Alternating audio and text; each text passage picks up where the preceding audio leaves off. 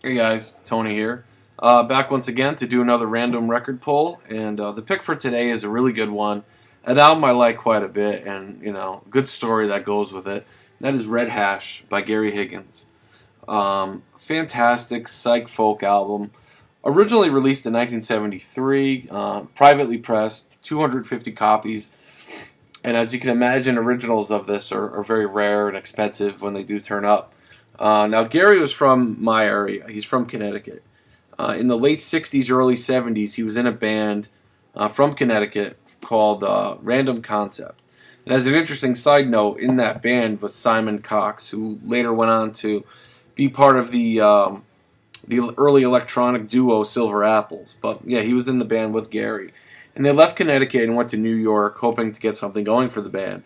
And while they were there, I guess they gigged, and most of the band, I think, got homesick and went back to Connecticut.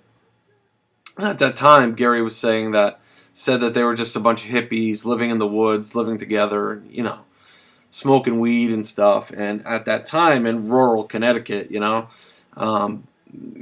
lifestyle was pretty much frowned upon. And the local law enforcement were after a couple drug dealers that sold hash, marijuana, and they weren't able to bust those guys. So the story is they went for the next best thing and busted their customers, Gary being one of them.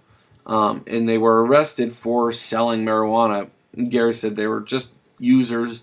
They were only customers, but so he was arrested. And while in jail, other inmates or other people there gave Gary the nickname Red Hash. So out on bail, he said being busted really gave him a sense of urgency to get something done with his music. So he really quickly recorded this album with other members from Random Concept and a few other players, but Gary contributing other tracks as well as vocals, guitar, and everything. So this album was, like I said, self-released, and he went to jail and served a little over a year. But during that time, the album came out, and he wasn't around to tour, support it at all. And while it did get some airplay, apparently it dropped off the face of the earth.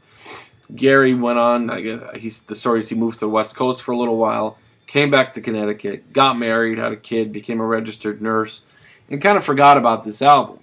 And unknown to him, it had sort of become like this cult album, especially among people that were fans of let's say, the whole freak folk movement that went on in the early 2000s.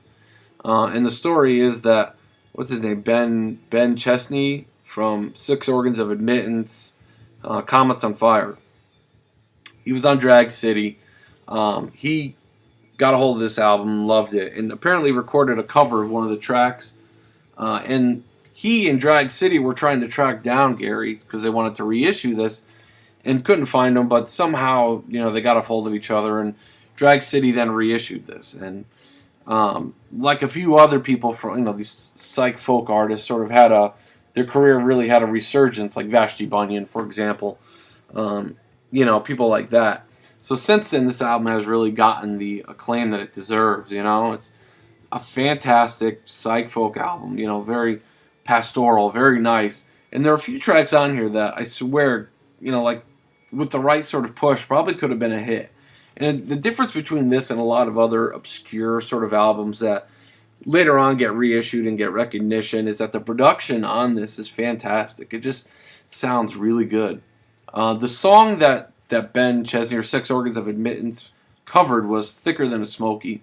They covered that in hopes that Gary Higgins would find out about it and contact them.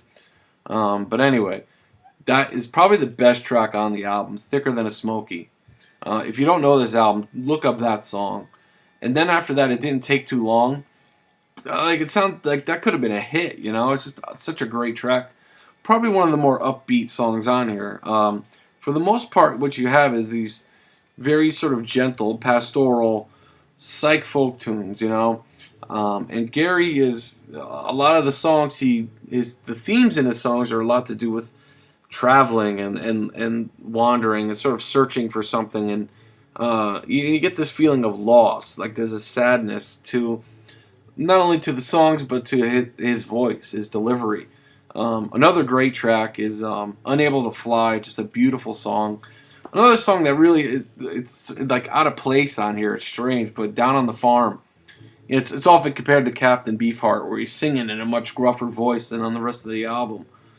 Can't Sleep at Night, another beautiful song. Windy Child, just a great album, and one of those that definitely deserved the recognition that it later got. I mean, it took about 30 years, and just a really cool story. Gary has since recorded other stuff and unearthed other older things that were reissued also by Drag City. But yeah, this is the reissue.